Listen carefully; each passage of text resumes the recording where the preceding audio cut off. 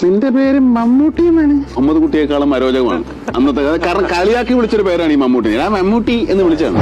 ഈ മുഹമ്മദ് കുട്ടി എന്നുള്ള പേരിന്റെ ഒരു അസ്കിത ഉണ്ടല്ലോ, ഒരു വല്ലാതെ പഴഞ്ഞം പേരാണ് എന്ന് തോന്നി എനിക്ക്. പഴഞ്ഞം പേരെന്ന് പറഞ്ഞാൽ കുറച്ച് വലിയ ഒരു ആൾക്കാരൊക്കെ ഇല്ലേ, പ്രായമുള്ള ആൾക്കാർ. എന്റെ ഉപ്പാപ്പയുടെ പേരാണ്, ആ ലെവലിലാണ് ഞാൻ ചിന്തിക്കുന്നത്. അപ്പൊ പുള്ളിപ്പര് മരിച്ചുപോയി എന്റെ ഓർമ്മയ്ക്കുണ്ട്. അപ്പൊ അത്രയും പ്രായമുള്ള ഒരാളുടെ പേര് എനിക്കിട്ട് കഴിഞ്ഞാൽ ഒരു അരോചകം ഞാൻ ആലോചിച്ചു.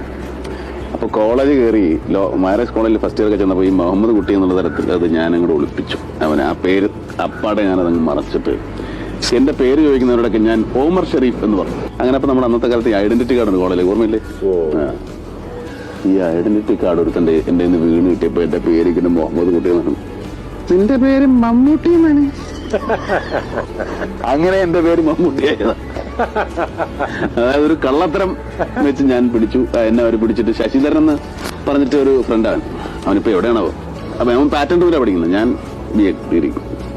അതിനുശേഷം ഞാൻ മമ്മൂട്ടിയായി. അത് ഈ മുഹമ്മദ് കുട്ടിയേക്കാളും അരോചകമാണ് അന്നത്തെ. കാരണം കളിയാക്കി വിളിച്ചൊരു പേരാണ് ഈ മമ്മൂട്ടി. ഞാൻ മമ്മൂട്ടി എന്ന് വിളിച്ചാണ്. പക്ഷെ ആ മമ്മൂട്ടിയാണ് പിന്നീട് ഈ മമ്മൂട്ടി ആയത്. പക്ഷെ സിനിമയിൽ വരുമ്പോ ഈ മമ്മൂട്ടി എന്നുള്ള ഈ പേരിന്റെ എനിക്ക് തോന്നിയത് ഡയറക്ടർ PG വിശ്വംഭരൻ തോന്നി. പുള്ളി പറഞ്ഞു ഈ മമ്മൂട്ടി എന്ന് പറയുന്ന ഒരു പേര് ശരിയാണോ, അപ്പൊ നമുക്ക് പേര് ഒരെണ്ണം നിർദ്ദേശിച്ചാൽ മതി, വേറെ പുതിയ പേരിടാമെന്ന് ചോദിച്ചു. അപ്പൊ പടത്തിന് നല്ല വേഷമാണ്, പേരിന് വേഷം പിടിച്ചാൽ ഈ വേഷം പോകുമോ? അത്ര വലിയൊരു പേഴ്സണാലിറ്റി, ഒരു വ്യക്തിത്വം ഒന്നും ആയിട്ടില്ല നമുക്കൊന്നും. ഒന്നും മിണ്ടിയില്ല ഞാൻ. പക്ഷെ പരസ്യങ്ങളിൽ പേര് വന്നു. പക്ഷെ അതിനു മുമ്പ് വിൽക്കാനുള്ള സ്വപ്നങ്ങളിൽ മമ്മൂട്ടി എന്ന് പറഞ്ഞ് മേളയിൽ ഞാൻ അഭിനയിച്ചിട്ടുണ്ട് മമ്മൂട്ടിയെന്ന്. അല്ലാതെ ഇനിയിപ്പോ പുതിയൊരു പേര് വന്നാലും എനിക്കറിയാം ഇത് വലിയ കാലം നിൽക്കാൻ പോകുന്നത്. ഇവർ പരസ്യങ്ങളിൽ സജിൻ എന്ന് എഴുതിയിട്ട് ബ്രാക്കറ്റിൽ മമ്മൂട്ടി എന്ന് എഴുതി. മനസ്സിലായി? സജിൻ.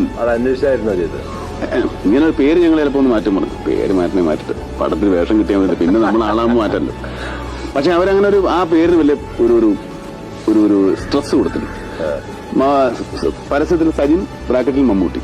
അതെന്താണ്? അപ്പൊ ആൾക്കാർ ആ സജിൻ അങ്ങ് വെട്ടിക്കളഞ്ഞു. പടം ഇറങ്ങുന്നതിന് മുമ്പേ മമ്മൂട്ടി ആയിരുന്നു.